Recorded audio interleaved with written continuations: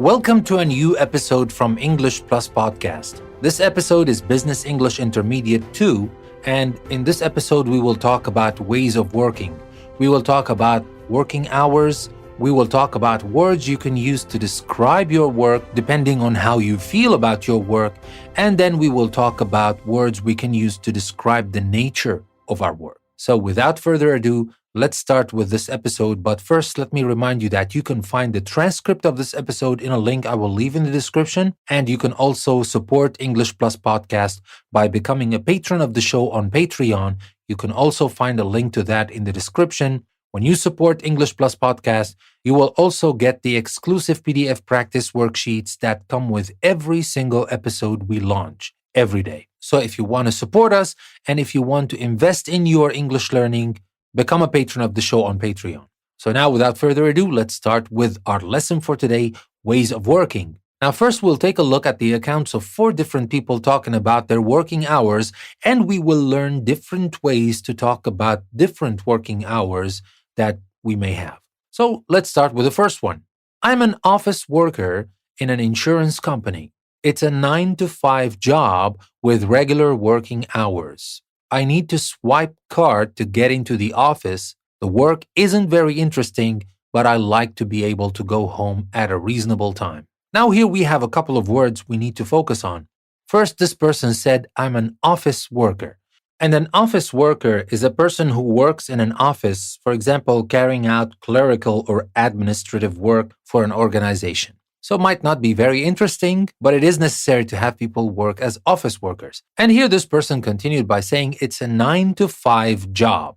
It's a 9-to-5 job, and continued with saying with regular working hours. Actually, 9-to-5 job is a job with regular working hours. These are the regular working hours.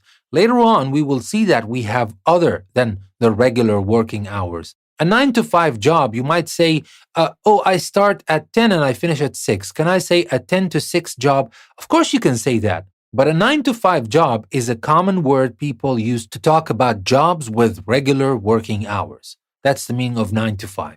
And here the person also said, I need to swipe card to get into the office. Now, to swipe card, you have different ways to get into a place and get out of a place. Sometimes we can say clock in and clock out. It doesn't matter whether you have a card or some old-fashioned card machine or a swipe card, and sometimes you may be using your fingerprint. It doesn't matter what you do, but that means you have to clock in and clock out. So that is about the first person we have here today.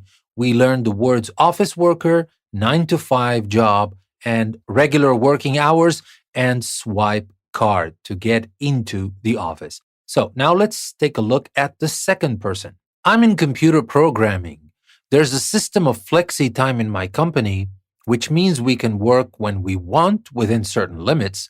We can start at any time till 11 and finish as early as 3. As long as we do enough hours each month, it's ideal for me as I have 2 young children.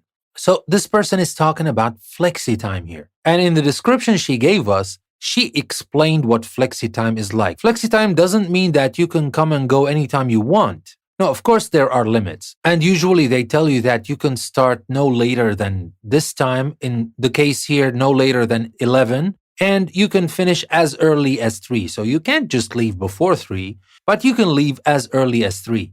So technically, you can come at 11 and leave at 3, but provided that the work is done, or like in this case here, as long as we do enough hours each month. So each company, when they have flexi time, they have their own system. But that is the meaning of flexi time. And just note here that in British English, we say flexi time. In American English, we usually say flex time, not flexi. So that being said, let's move on to talk about the next person who works in a car plant.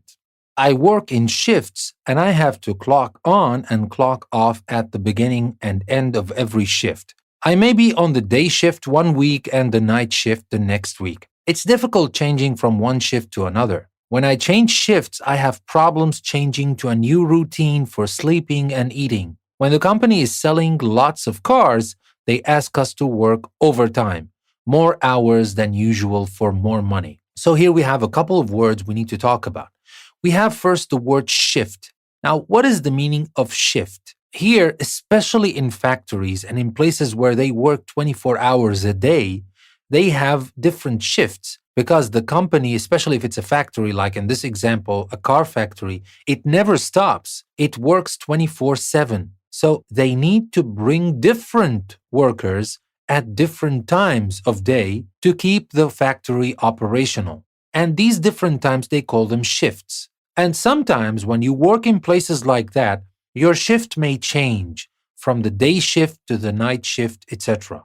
And here, I want you to notice that this person used clock on and clock off, but we said earlier clock in and clock out. Well, there's a slight difference between clock in and clock out. When you clock in at work, you arrive there or put a special card into a device to show what time you arrived. So it's electronic. But when you clock on, that's the old-fashioned way. And it is still being used in a lot of factories. When workers clock on at a factory or office, they put a special card into a device to show what time they arrived. So it's a kind of a device. You kind of punch your card through or something, and that clocks on the card. But to be honest, doesn't matter. You can still say clock in and clock out because that's in general what it means. But we're just trying to show that we have other phrasal verbs. So if you come across them, don't think that they're wrong. They can be used as well. So here, as we said earlier, we talked about shift and we said it could be the day shift or the night shift. And then the man continued talking and said, sometimes when the company is selling lots of cars, they ask us to work overtime. And he explained it himself by saying, more hours than usual for more money. So when you are asked to work overtime, you're asked to work more hours than usual for more money. So that is the meaning of overtime. And now let's talk about our fourth person here, who is a commercial artist in an advertising agency. I'm a commercial artist in an advertising agency. Unlike most other people in my department who commute to work every day, I work from home and avoid the long journeys that some commuters experience every day. That's the benefit of teleworking or telecommuting, working from home and using the computer and phone to communicate with other people. So here mainly we're talking about commuting to work or telecommuting. So here the commercial artist said that unlike most other people in my department who commute to work every day, they go there using transportation, any kind of transportation. That can be the bus, the train, or their own cars. Doesn't matter. That means you physically go from where you live to where you work every day. Now, here he said, I work from home and I avoid the long journeys that some commuters experience every day. And commuters obviously are the people who commute to work mostly every day. And here he continued on by saying that's the benefit of teleworking, T-E-L-E, working, or telecommuting. Telecommuting as well means working from home and using the computer and phone to communicate with other people. So that being said, we talked about a couple of words you can use to describe the working hours and the way you work, whether you have shifts, you have to clock in or out, you have to swipe card, you have a 9-to-5 job, you commute to work or you telecommute, etc. We talked about all these, and now we will move on to talk about something very important, and that is how to describe your work. And here we will talk about some words you can use based on the feeling or the way you think your job or work is. Now, before we start talking about these words, all these words are used in front of job and work. You can use them as adjectives in front of job and work. So let's start first talking about the words you can use if the work is interesting and gives you positive feelings. What can you say about that kind of work or job?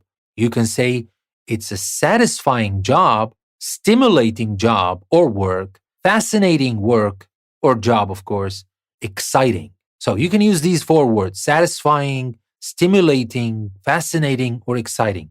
There are some differences, of course, in the meanings of these words. Satisfying, you're satisfied with the work. You get everything you want or you need, even sometimes more. Stimulating, there's always something that drives you to do the work. There's always something motivating in this kind of work.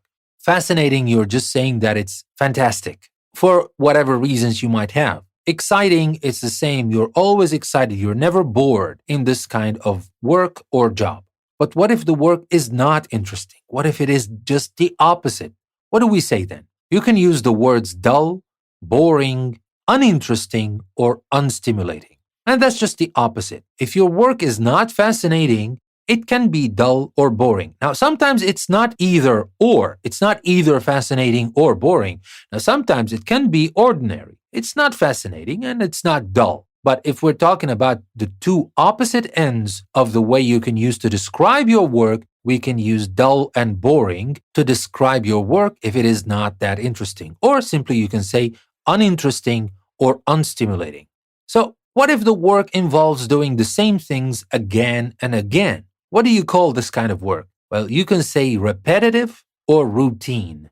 Repetitive, where you have to repeat the same tasks again and again and again. Do the same things. The same goes for routine. You do the same things every day and it becomes boring. But here you want to focus on, it's not boring in general, it's routine. It's boring because I do the same things again and again. And finally, how do you describe your work if it is difficult and makes you tired?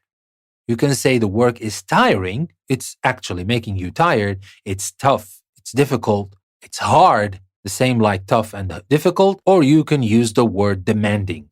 It requires a lot of effort and it is tiring. So these words are kind of the same, but you can use these 4 words to describe your work if it is difficult and makes you tired. And now we arrive to this final point in this episode, and that is to describe the nature of work. Now, when you want to describe the nature of your work, you can say, my work involves. Or you can talk about it as if you're talking about your likes or dislikes, your preferences, and what you enjoy. The same way, you can say, I like, I dislike, I prefer, or I enjoy. But if you want to talk about your job, what it involves, you can say, my work involves. And here you can use 2 different things. You can use nouns, like when you say, my work involves human contact, long hours, or teamwork, or you can use ing forms. You can say, my work involves working with figures, my work involves dealing with customers, my work involves solving problems. And of course, you can also use the verbs I like, I dislike, prefer, or enjoy with nouns or ing. You can say, I enjoy solving problems, I prefer dealing with customers, I like working with figures, or I dislike working with figures. The same goes for long hours, teamwork, and human contact, as we said earlier. So that being said, in our Business English Intermediate episode today, we learned how to talk about our working hours, how to describe our jobs or work, and how to talk about the nature of our work. That'll be all for today. I want to remind you that you can find the transcript of this episode in a link I will leave in the description. And there's also another link in the description that will take you to Patreon, where you can support English Plus Podcast and become a patron of the show. And then you will receive a PDF practice worksheet for every single episode we release every day. That being said, this is Danny, your host, saying thank you very much for listening to another episode from English Plus Podcast. I will see you next time.